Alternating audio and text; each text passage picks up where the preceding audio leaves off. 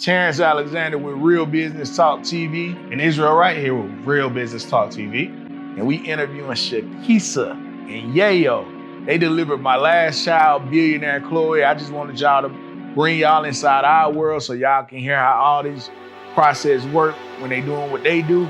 So let's go. Always knew, somewhere, somehow, I push past the limits, daring to be different, and I can't lose 10 toes. So we would like to ask y'all a couple of questions. Y'all ready for this interview, this marvelous interview? Sure. Absolutely. Okay. So tell us, how did y'all get started in what y'all do? And tell us exactly what y'all do. So I'll take the lead on that. For myself, my backstory is pretty simple. It really started with the birth of my second child. So my second child was a home birth, and it was actually her father that suggested that we have a home birth because I really didn't want to have another hospital experience. I wasn't too pleased with my first birth. So we had a home birth. I found that midwife in South Carolina. I found her in the white pages. That child of mine will be 23 this year, right? So there was no Google. I found her in the white pages. And so when I met this midwife, that's when I understood my calling. I knew exactly what I was supposed to do with my life. And that was to help families have babies at home. Just to give a little backstory, as a teenager, when I did look into going to college, they were telling me, my guidance counselors and things was telling me I should do obstetrics because I knew I wanted to help mothers have children, but I didn't know a name for it. I had never heard of the word midwife. And so yeah, it was through that experience of having my first home birth that I really knew this is what I wanted to do. So fast forward, I did work with that midwife a little bit in that pregnancy, even upwards until that child became about maybe 8 or 9 months. But you know, lifed. That's what happens. Yeah, and I kind of put it down until 2006. And that's when I actually became a doula. Again, had no idea. And explain the difference. What's the difference between a midwife and a doula? A great question. I think the simplest way to explain that is doulas are non-clinical, right? They're non-clinical support. And the training to be a doula is relatively short as opposed to a midwife. So to become a doula, it could be a weekend training, upwards of some classes and things you need to complete, some reading material. So it's like a certification kind of. It's a certification, okay. Absolutely. Midwifery is all clinical. Your training can be anywhere from 5 to 7 years here in the States to complete, no matter what your pathway to becoming a midwife. So yeah, for me in 2006, again, I had never heard of a doula. And, did a little research into it. It resonated. It was perfect for my life at the time, because by that time I had 4 little ones. And it was, to commit to midwifery was unrealistic in my mind at that time. And so it wasn't until 2010 that I took on an apprenticeship. I actually followed what we call the direct entry model, or a pathway into midwifery.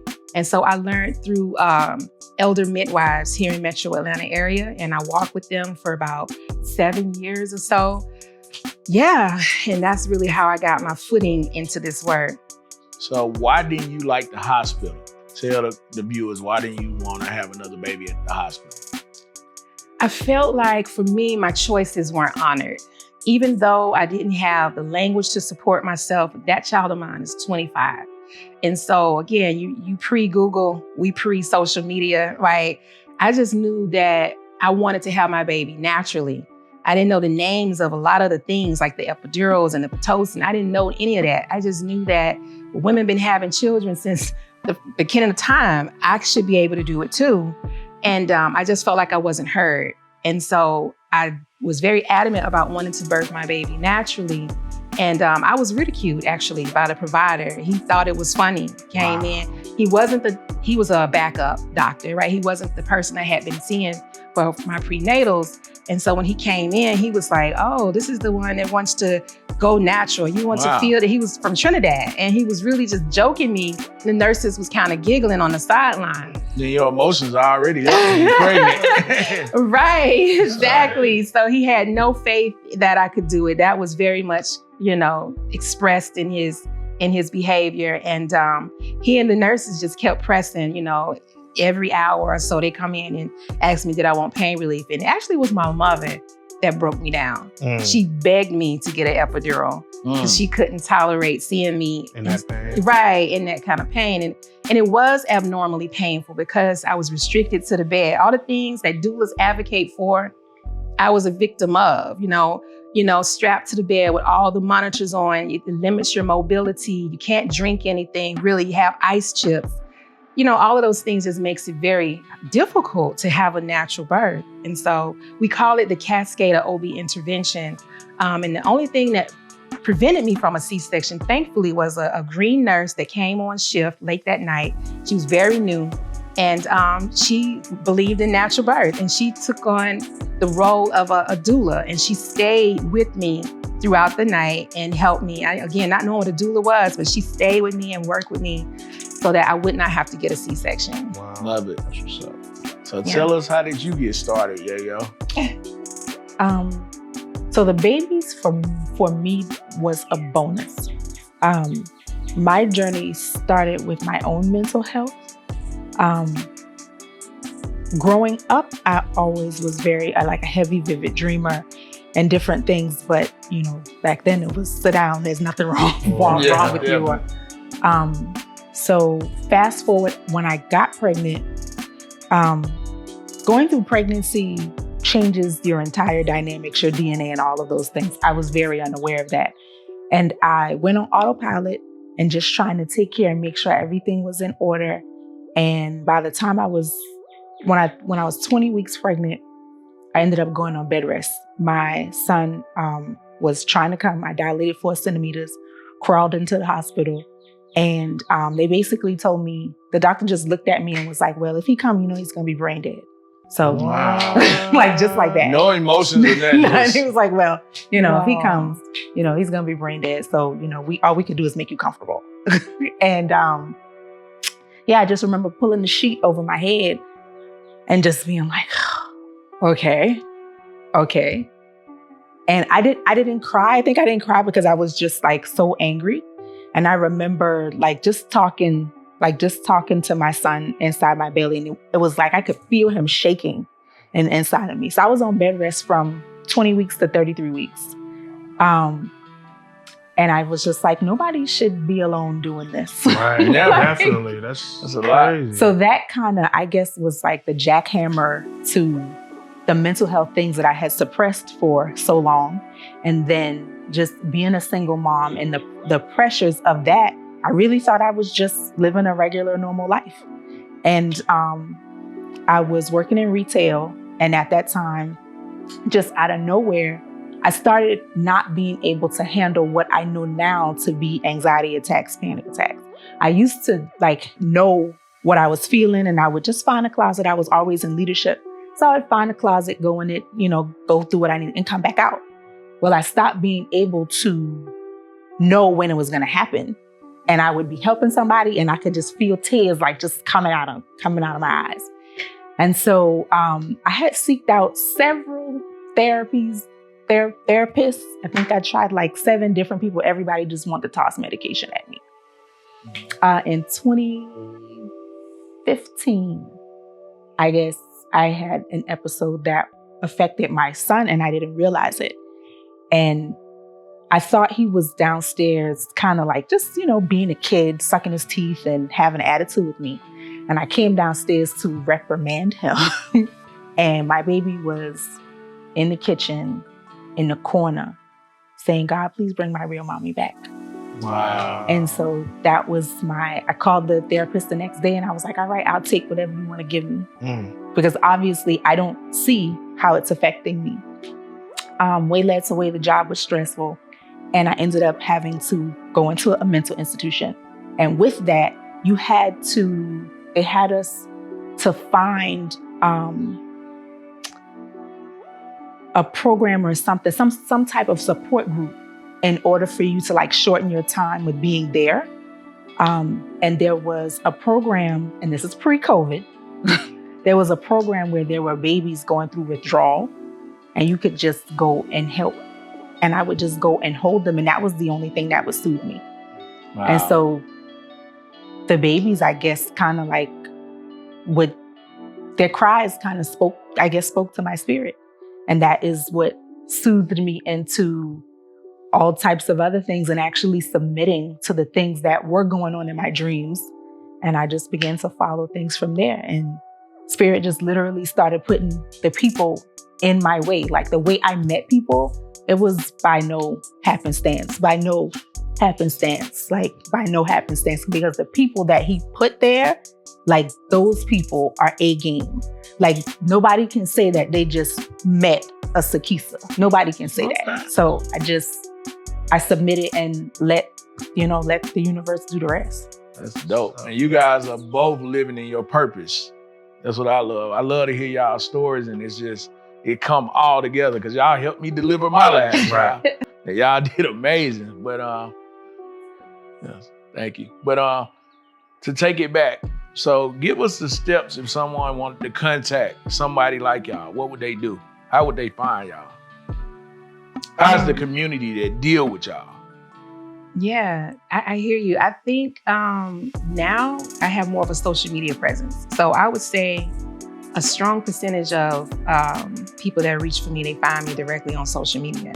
And then also by word of mouth, right? I got a pretty strong referral, system, I guess you could call it, network from people that like yourself. Y'all were referred to me by your in-laws, right? And then there's situations like that, or it might be another birth worker in the community that refers to me. So it kind of comes like that as well. When you guys get the couple or the family in, are these typical type of people, or do they think outside the box, or do they think inside the box? How would you describe the people personality that you deliver the kids for?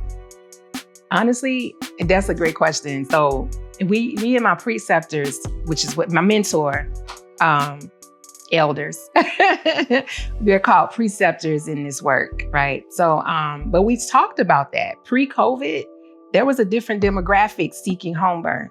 We call them granola crunchy folks, right? People who were very mindful, intentional about how they ate and lived their lives. You would either get those people, or you would get the people who have had maybe a couple of C-sections, or they want to try to do what we call a VBAC, vaginal birth after a C-section, and they can't find a provider to support their choice. So it was situations like that. But during COVID, I think there was such great awareness brought to the maternal disparities that we face specifically in the Black communities, here in Georgia, that it just kind of rang an alarm. And not only that, during the pandemic, the height of the pandemic, they weren't allowing partners in the delivery room. I had a child during the pandemic, and it was terrible. Yeah. It was like one parent per day. And it was awful. Yeah. So that type of narrative is what caused people to seek alternative, healthcare solutions to that problem. And so here we were. And honestly, I always like to share what my preceptor has said. She said, I've been doing this work over 40 years. This was in 2020 or 2021. She's like, I've been doing this over 40 years. I've never had to refer somebody away because I was too full. That's how much our phones were ringing. Wow. Like it was really a phenomenal amount of people that were seeking home birth. I was getting several calls a day. That's incredible. Now I'm nowhere near that. I would love for it to come back. Circle back to me. But Yeah, it's gonna come back. I think we're more of in a balance right now, because that truly was actually overwhelming too, right? Because I had to even seeking within myself, right? At some point, it's quality over quantity. And if you can only hold so many families at one time, because we truly do center quality intimate care in home birth, right? You see, I have 2-hour prenatals. I hold space for 2 hours, right? I always say, I don't hold you hostage. Right. I hold space. And that's a lot of, time, energy exchange. And you can't do that for like 40 people a week, right? Like a lot of providers do. They see upwards of 30, 40 plus prenatals a week. There's no way you can give quality service to that many people. No, it would be exhausting, way too laborious. I definitely can relate, because I'm in the grooming industry. So that's my primary thing. So I used to be the person doing 15, 20 people a day, and then taking all that energy and people's stories and people's trauma and all that. But now I'm definitely the same way. Definitely quality over the quantity. I might do 2 or 3 people a day. Yeah. Obviously, my price points change. Exactly. It has to. It has to. But I definitely understand it. And then, you'll put so much into everybody else. By the time you finish, you don't want to deal with your family. You're depleted. You don't want to talk to nobody. You like, listen, leave me alone. Yes, exactly. You want to turn your brain off. So Seriously. I definitely can understand. Absolutely. Shit. For sure. So with a home birth, let's get into like the details. Like how much do you charge to deliver a baby with a home birth? How much was something? Well, currently I just went up. My rates from $4,500. I'm always here for a good raise. I did. Just went up to my rate is now $5,000. I'm actually trying to catch up to the I guess not the standard, but the base rate. Most midwives in Metro Atlanta, they charge between $55,000 and $7,000. Okay. And so I have struggled with that because I exclusively work with Black families. And I still want to be able to be reachable to the families, that I center. So that's one of the reasons why I have centered myself on the low end of the spectrum.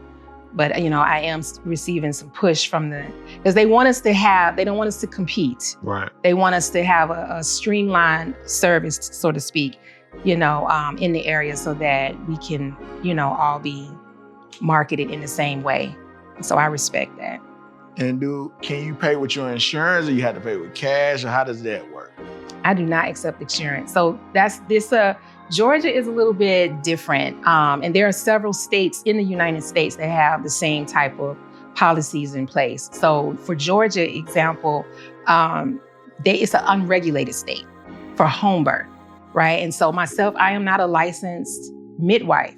Georgia does not license home birth midwives in this state. And because we're not licensed, you can't apply for insurance. Okay. So some of your nurse midwives, on the other hand, that have come out of the hospital and doing home birth setting, I am told some insurances, some commercial insurance, definitely not Medicaid, but some commercial insurances will cover a portion of their services. Flex care, like flex pay and stuff like that, yeah. But it is an out-of-pocket investment for our services. So is it a lump sum? You break it down in certain parts of the pregnancy, or like how does that work? Yeah, absolutely. So to secure the services is usually $500 deposit. That tends to lock me in for your estimated due date. And then from there, I have been encouraging families to pay as you go with an expectation of having all the fees settled by 37 weeks. And that's pretty standard. Because we go on call at 37 weeks. So most birth workers, specifically midwives, are going to require to be paid in full either by 36 or 37 weeks. Yeah. I'm not planning on having no more kids, but no. it's a good option. I mean, I should. never considered it. Obviously, I wasn't the one pregnant anyway, but I think it is something to really. It was a beautiful experience. I think it's experience. something to really, really think about for a lot of people, just to kind of, like you said, with the mind shift changing or the mind shift happening from the pandemic, and more people being more aware of what they eat, yes, where they're at, the type of energy they want around them, all that stuff. Like, this is a real option. I think people should be more interested in. I definitely am. No, I totally agree. I mean, because our treatment in the hospital, sadly, we were just speaking about this earlier today. We had to do a transport. Now, not all births are as beautiful as yours. Most of them are, but some of them do result in a transport. And the family, out of their own mouths, was traumatized by their in-hospital experience right here in one of these Metro Atlanta hospitals. It resulted in a C-section. And it was the father really feels like there was some things that was done to his baby during that C-section that landed the baby in NICU. And I'm inclined to agree with him because this baby was full term. C-sections happen all day, every day. Yeah. And those babies don't typically end up in a neonatal intensive care unit unless something goes wrong during the procedure, right? And so this baby apparently was fine, had some heart tones to deceleration of heart tones with a heart rate dropped during the labor, which is what expedited the need or the necessity for the C-section. That including the fact that her back had been broken longer than they like, beyond 12 hours for them. And the baby, I think to date right now, that was on Sunday.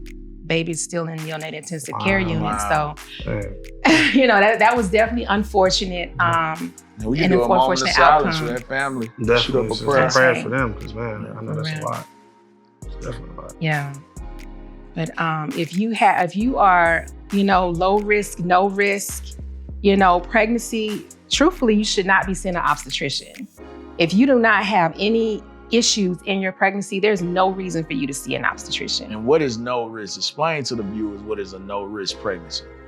No risk pregnancy would be hypertension, gestational diabetes, any kind of heart conditions, any kind of pre-existing medical conditions that would be that could impact the vaginal delivery. Something like what we call a low-lying placenta, or a placenta that's covering the cervix, right? You can't have that baby vaginally anyway. But anything that's— How would that happen? Like, how would the placenta has a mind of its own. It's nothing that you could do. So you know, avoid like it just, okay. and then that's what it explain what grows. hypertension is for our listeners, because some people might not know what that is. Hypertension, high blood pressure. Okay. Yeah, so what plagues us the most, so right now in the US, the three main leading factors for maternal death is hypertension, which they're categorized as preeclampsia, and we got to make some sense of this thing, this preeclampsia thing. Hemorrhaging, profuse blood loss, basically, an infection.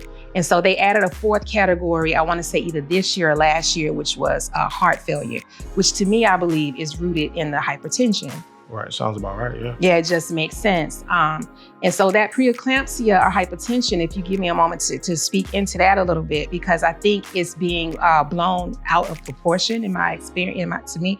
I've had several moms to present with some preeclampsia symptoms. And what they're doing is they're using this word, in my opinion, to just further scare like a us. buzzword, like Right, yeah. to further scare our community. Oh, and now what they're doing, sadly, is if you are a Black woman and you're over 30, they're automatically putting you on a baby aspirin throughout the pregnancy, right? And what I'm seeing as a result of that, right, baby aspirin, if you're taking it every day, aspirin is a blood thinner, Correct. Definitely. right? Yeah. And so for one, a blood thinner, you're gonna thin a woman's blood before birth. You're gonna have more hemorrhaging, Dang. for one. And explain hemorrhaging. It's a Uh, blood loss. Yeah, like profuse blood blood loss. So the Okay. reason why hemorrhaging is such a big deal, a lot of times we mistake, as women, we mistake postpartum bleeding for menstrual bleeding. And it is not. It is not. This is an open wound inside of your womb. Where that placenta was attached to the uterus, it has now detached itself. It left behind open capillaries and vessels. So she is actively bleeding from her blood supply. This isn't the shedding of a uterine lining.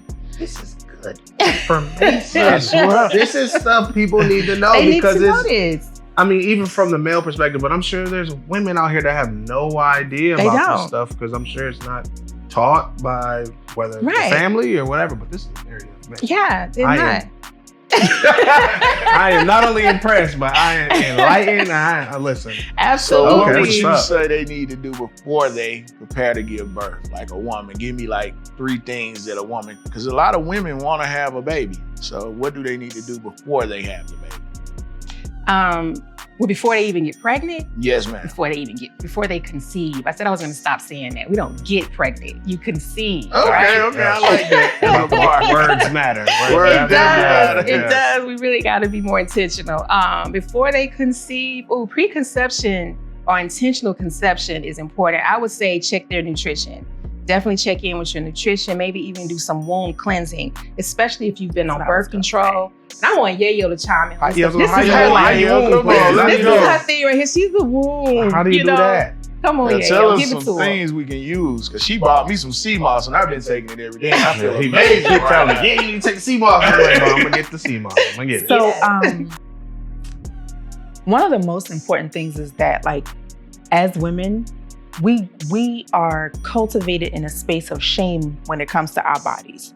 Like right now, we're in the era where all the, there's this divine feminine there, like, just be all in your sensuality, and that's great. Sensual energy is a very, very potent energy. But really, in getting to know your womb space and literally just touching it, that's where you start. just touching it. A lot of times women, they conceive and then they find out that they have 15 fibroids. You know, they, and then when that takes place. We're going to get a little deep on that. What is that? Because I don't know. So a fibroid is a compound of tissue and bacteria that your body does not dispel. Right now, deeper into my practice, when we think about the woman's body, sometimes a woman implants and the baby does not conceptualize. So sometimes you pretty much kind of sort of have like a body abortion, but it does not dispel from the body. So if you were to ever dissect a fibroid, you would find like bones and teeth and, you know, and things like that stay in the body. So one of the most important things I say first, learning to touch down there, and not in your vagina, but touching your actual womb space, like feeling what normal feels like, if you feel anything that's out of place. And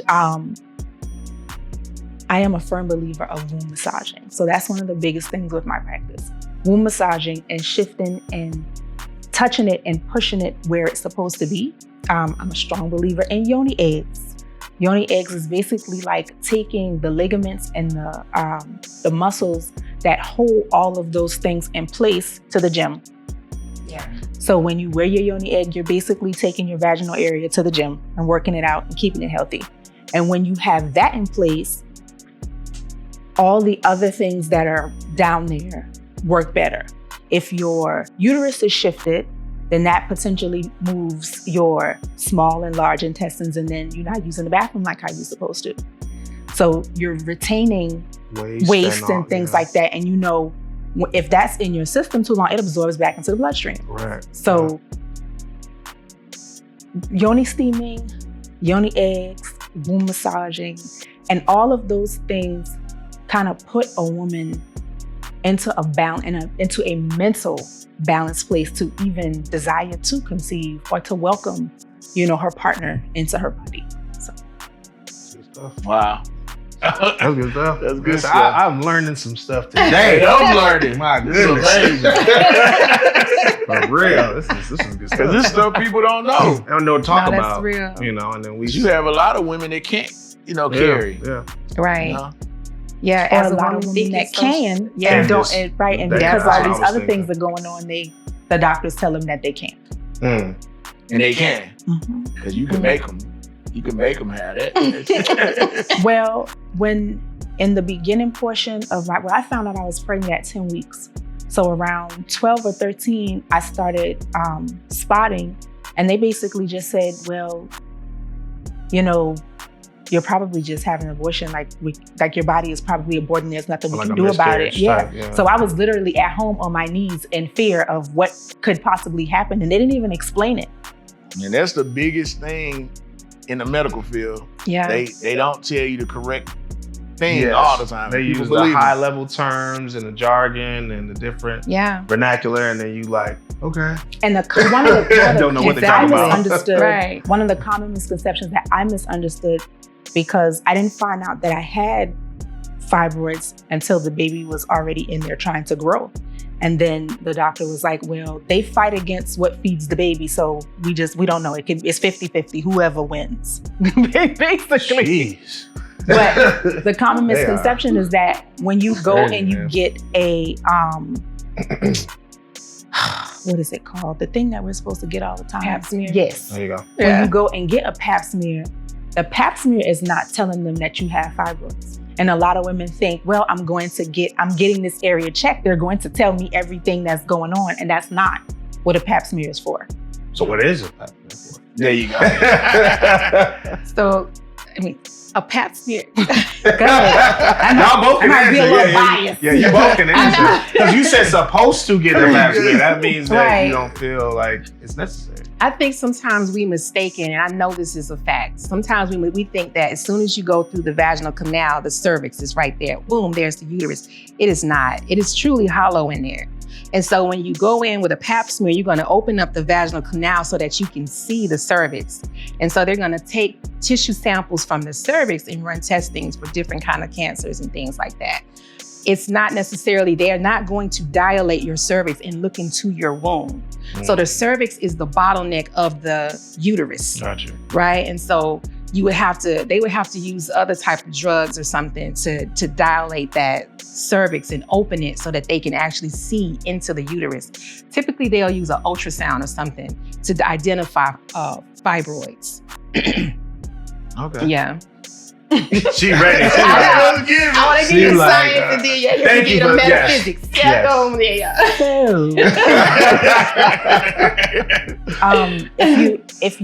If you just look at our history, the Black woman has healed everything. And because they have found those things within us in our creative spaces, there's a certain age that they say, okay, you're supposed to start doing this. And I think that certain age is to find to see if they can discover something else to heal them. Because it's not really necessary. Like nobody in the village said open your legs and let me see. We didn't have those things. So We sure weren't. So I feel like it's a big farmer thing. Like it's just some money grab. Absolutely. Definitely. The woman's womb is a $1 zillion business. The placenta Another bar. is a $1 trillion business. Mm-hmm. Yeah, they sell those placentas. Now, I can't speak for every hospital in the United They States. sell them. Yeah. Absolutely. So And weird, though. If you are in cosmetics, you probably have products that have probably do. placenta. That's That's the buys it. Yeah. Wow. Yes. So what is the benefit of the placenta like in other things outside of just the medical field? The number one is stem cells. Mm-hmm. It's loaded with stem cells. So I don't know what all they do with the things, Cosmetics. but certainly the beauty cosmetics products. is a Makes big sense. part of it. Yeah. Yeah, definitely do your research. Listen, they don't even throw away foreskin from a circumcision. What? There's a very popular clip. It's kind of dated now. It's probably about 4 or 5 years old, but it's Hopefully y'all can find it. yeah. But it's with Ellen DeGeneres, and she has I think Sandra Bullock. I know it's Ellen DeGeneres. I can't remember who she was interviewing, and I think it was Sandra, but she was talking about the penis facial and how they take foreskin and they place it all over your face as she's like, it's the best facial you'll ever get. Oh wow. I call it the penis facial, and I think when you see how good it is to your face, you too will run to your local facialist and say, "Give me the penis." It's gonna happen. Give me. They don't throw any of your body. They don't throw that stuff away. And again, I'm not speaking for every hospital in America. But it is a thing. It is a thing. It's a It is big a thing, big sound thing. like. They capitalizing on your body parts. Then they take them out your body. And that's why it's so all hard the to get human them back. trafficking and all that. Right, that's Well, real. There's a popular clip that just came out not too long ago of a dating show, and you ask the people, well, what do you do, and to see who you're gonna go on a date with, and one of the guys said he was a placenta dealer, and the girl was like, what is that? What show is a dating show? Mm-hmm. That's why I've read a lot about that. That's why you have to be selective on who you let get your placenta too, right? Yeah, it can be challenging to take your placenta home from the hospital. They're Like trying to Some sell it. countries don't let you have it. Yeah, it could be. It wasn't. We were doing really good up until I'll say a few years ago. I think TikTok. I'm gonna give it to TikTok. Has educated the masses, and you got hospitals losing money now. So now it's becoming. And I hear this because I have the Atlanta Doula Collective. That's one of my businesses, my nonprofit. I'm the founder and the executive director of the Atlanta Doula Collective. So I have a team of doulas, and they share these stories about how challenging it can be to get the placenta because they're advocating for it after the birth. And sometimes the hospitals are like, no, or we got to send it for testing. We'll never give it back. And if they do, it's in pieces. They don't give you the full placenta. So they've taken the parts that are going to make them money. Boom. This is crazy. It is a whole business. This is the business behind the births and behind. Yes, the business of being born. That's a documentary. Ricky Lake documentary. Wow. The business of being born. So this is a question for you, Yeyo. What do you do with the placenta? I encapsulate it for my moms, and that's basically drying it out and putting it in veggie capsules so that they can ingest it. I like to do both. I like to give them pills and powder because they can add it in other things, also for other family members. So smoothies, soups, whatever you cooking, who's gonna know, Right. They say the spaghetti, just it's in there. But yeah. So what is it meat? Which one is it? The placenta is an amazing organ. First of all, it's the only organ that releases itself from the body and still is useful, right? It has minerals and vitamins that the mother has absorbed over time, and it will help give that nutrition back to her. It helps them heal faster. It helps them, it kind of promotes baby blues is what they call it, or postpartum depression.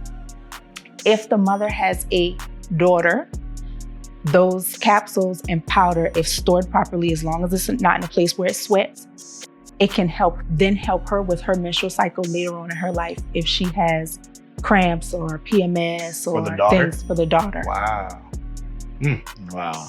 What's up? That is interesting. Yeah, definitely interesting. Man. This is a lot. I used to take a whole class on. So I recently, a mom that I encapsulated for her last year, a couple of weeks ago, one of my favorite babies, she all of a sudden just took ill and was in the hospital, and it was like, she's gonna need a new liver or kidney or something like that. And her mom, super prayer warrior, when the baby was conscious, because I think they had her in an induced coma, but when she was conscious, she was giving her placenta with juice.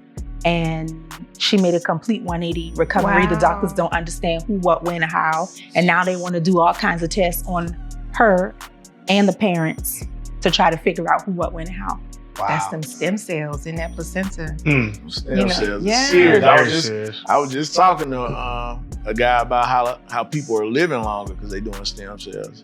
There's all these people you see living to 130, 140. Right. But we ain't seen it yet. But We've seen some to 115, 120. Yeah. Like Warren Buffett is old as hell. Right. We don't know how old he is. Yeah. He been saying he's like 85. Yeah. Bill Gates old as hell. They've been doing stem cells. No, that's real. And then sometimes families will infrequently do cord blood banking with us. So that's a third-party service, and then our role is just to milk some of the blood into a capsule, and then they ship it off to wherever they're banking it at. So that's also stem cell collection, Yeah. Mm-hmm. It's definitely a whole business. So let's get into the meat and potatoes. The meat and potatoes is, what is the epidural? Like, what are they doing when they give a woman an epidural? Ooh, an epidural. Because that's all I hear about. They like, you gonna get it? You ain't gonna get it. I think it sounds like a real big decision. It seems like. And it should be. Truthfully, the epidural should be a medical necessity. It shouldn't be selected. Because what we hear all the positive stories, but we don't hear is the side effects from the epidural. That's the kind of stuff that I tend to hear, especially when I used to be out grassroots, guerrilla style, teaching classes in different offices. Sometimes moms would share anything from the headaches, which is more common. They call it epidural headache, that can really only be resolved with high doses of caffeine, or these excruciating back pain, which is something that I experienced for nearly 20 years after I had my son. And then paralysis is another one. Some people have to actually go through physical therapy after receiving a epidural because they lose the mobility in limbs, or they might even deal with one side of their body being numb or limp after an epidural. So there are a lot of side effects, even death, that we don't talk about. What is in it? Like, what are they? Who knows? Horse tranquilizer? What is it's a cocktail. It's a cocktail. It is. And from what I was told by one of the nurses, and again, I don't know how true this is, because I'm not an anesthetist or anesthesiologist, right? Okay. I'm not that person. But I did have a nurse once in a hospital when I was doing doula work. She said the cocktail can change because the provider has the ability to kind of mix it up. And it kind of makes sense when you think about it. That's why anesthesiologists are some of the highest paid physicians, because they're supposed to align their chemicals with your body chemistry. Makes sense. Right? They're supposed to look at your age, your race, your your height, your weight. They're supposed to take all of those calculations into consideration when they whip up their formulas, right? So if they tired that day, they might just go in there and give you the same thing they just gave Betty Sue. Anything's possible, right? Or the bad Anything's move. possible. Yeah, I'm just whatever. Forget this family. Forgot to carry the one. Yeah. See, you in They a drunk coma. the night before. Yeah. They people. They Right. too. They right. You never 0.5 know. instead of 0.7. Yeah. All And that so we matters, so willingly just roll the dice with our life. They are literally sticking this thing inside Your your spine. spinal column to administer this drug. And we just go in there like, yeah, shoot me up, doc, give it to And me. then the crazy part about it, the moms of the daughters, because usually a lot of women have their mom that they telling them, get Yeah, the get effort that down. down, Yeah, yeah. get it. That's what culture, Because- that's the culture. Like we've been taught that. Right. We fear birth in this country. And they We used fear. to have all the births at natural, home. all natural, yeah. Yeah. Like Yeah. my grandma said I had a chair. And when I had a contraction, I held on to the chair. Wow. That's what happened. Right. I'm not saying that every woman in America qualifies for this natural, unmedicated type of birth experience. But so many of the modalities that we have or the tools that we use in the hospital are just overused. They're overused. You should not be able to have a Dangerous. selective C-section. That's crazy. And you Can you just go in and get a selective heart transplant? Right. I just feel like think I I want knew a I heart could do attack, right? Thank you. You can't do that, but you can totally do that with a C-section. You can go in there and just schedule it and say, I want to get cut on this day, doc. And they'll just make up something in their system. And I hate to discredit our OBs because honestly, they do phenomenal work. They get a bad rep for the work that they do. They are trained surgeons. They really are. And they have a very high malpractice insurance. Of course. And the the statute of limitations, I've been told, is 18 years. Wow. So they take on a lot of risk for what they do. And a lot of times their methodologies is protecting them, right? It's if they technically by doing a C-section, it says that they have done everything they can for a healthy outcome.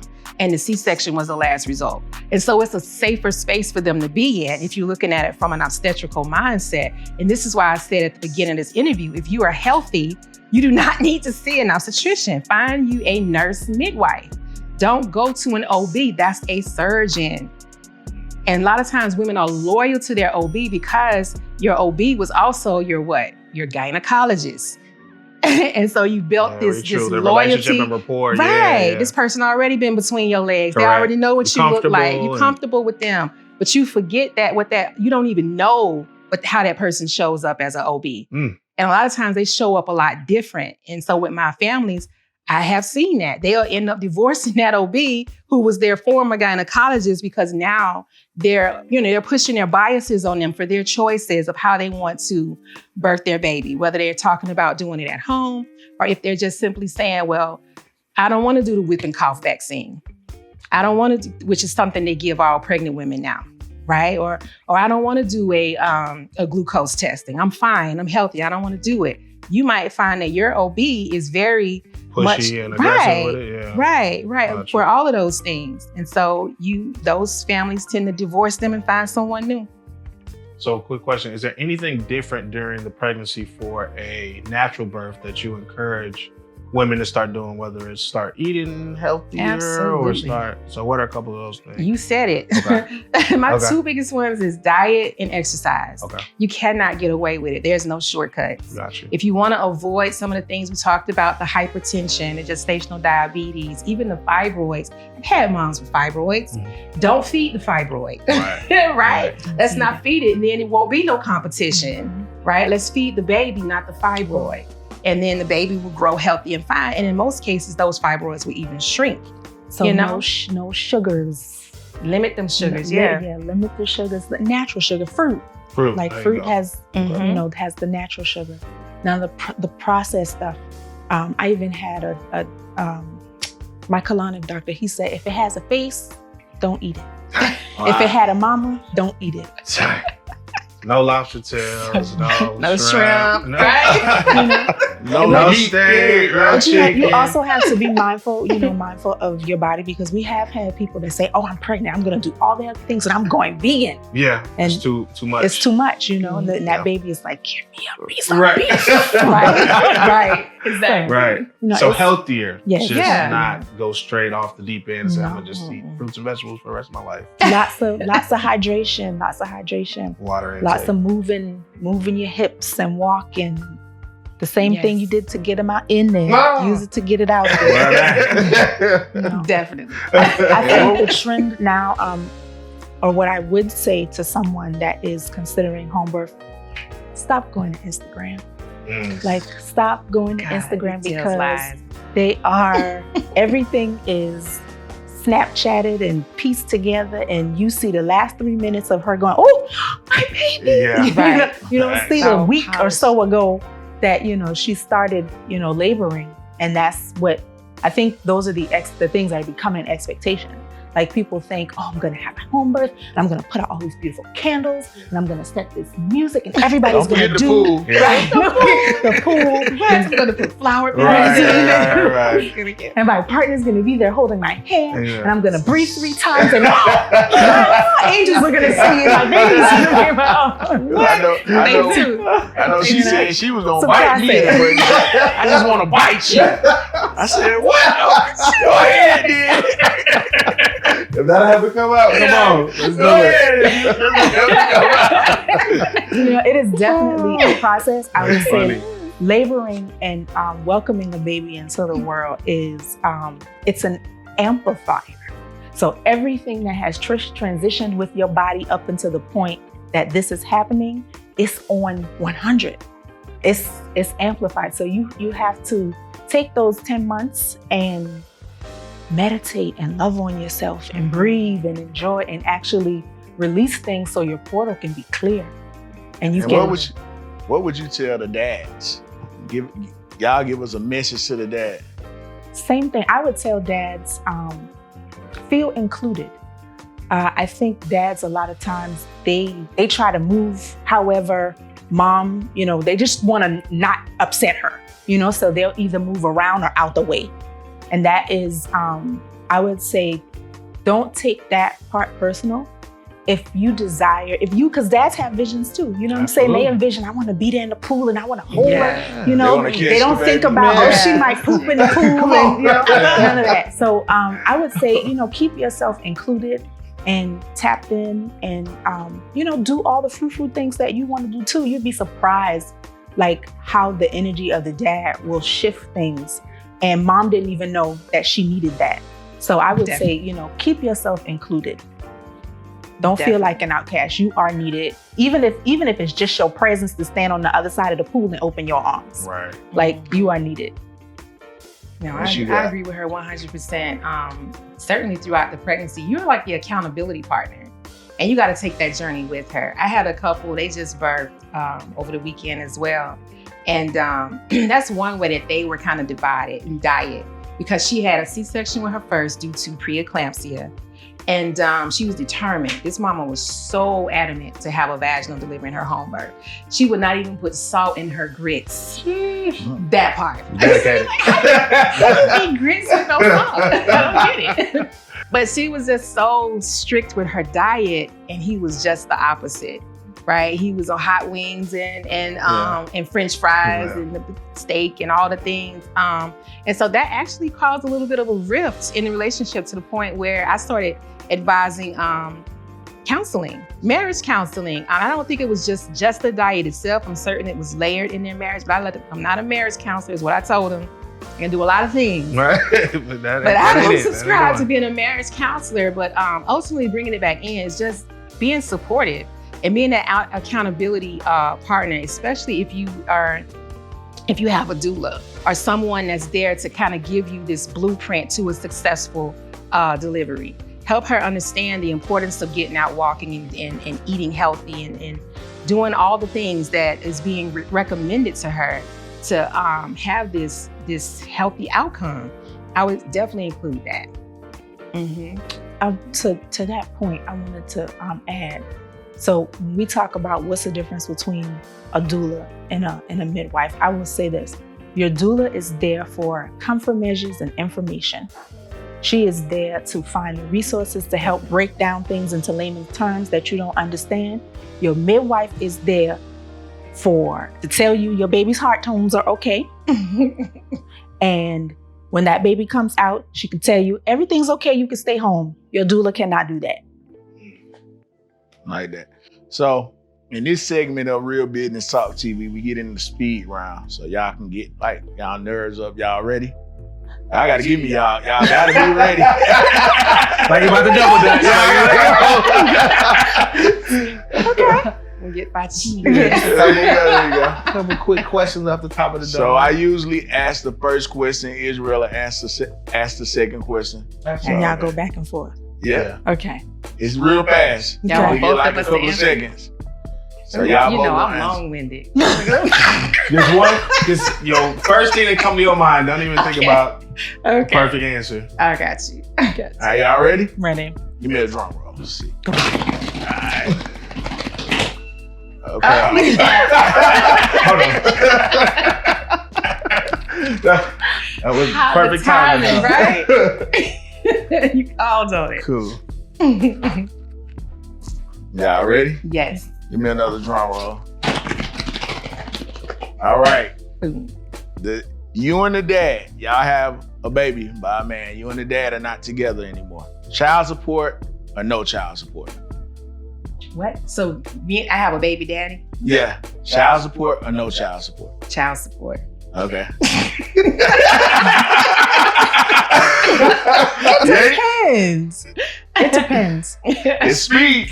It depends. It depends. That's my answer. It depends. Okay. It doesn't, and it does not have to be like ordained by the court. That's what I'm saying. I need support. Okay. So child support. Yeah, we know what I'm saying. Like, do you want it to go through the system or not the system? Doesn't It have doesn't to. have to go through the Yeah, system. no. Say less. Okay. No, I co-parented with one of my children's fathers, with both of them. I have two marriages behind me. So yeah, we co-parented well, and you know, they made regular contributions. That's good. Makes sense. Apple or Android? Apple. Droid. I used to be diehard Droid, but with keeping in contact with my kid, Apple is just made it easier. Makes sense. Yeah, okay. Y'all ready? Yeah. Y'all gotta be ready for this.